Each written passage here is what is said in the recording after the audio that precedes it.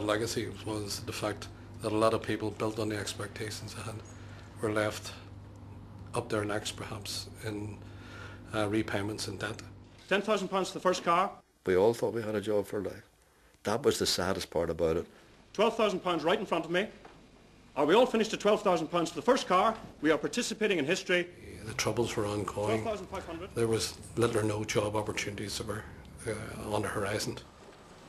So, DeLorean created a sense of purpose and a sense of hope for a lot of people within a lot of communities.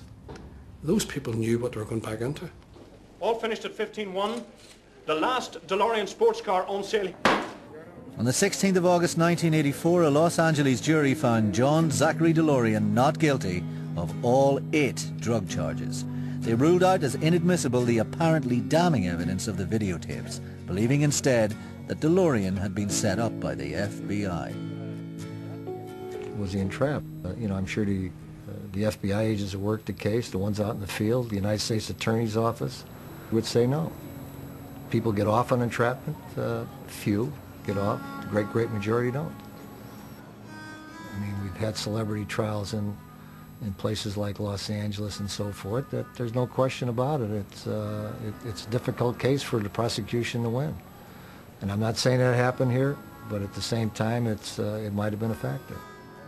Mr. DeLorean got off, he got off.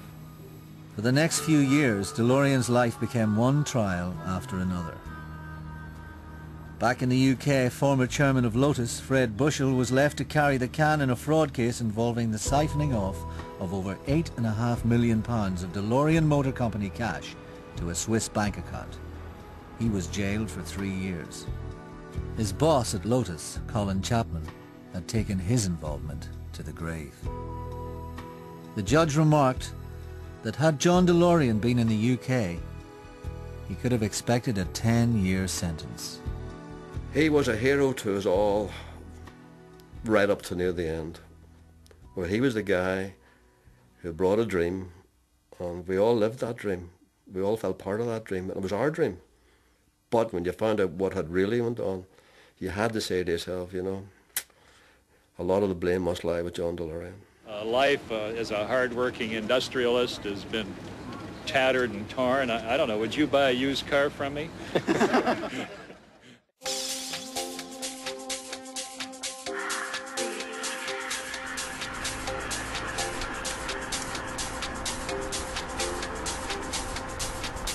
I had yet to meet anyone who worked for DeLorean who did not enjoy their time there and look back upon it as one of the happiest days of their lives.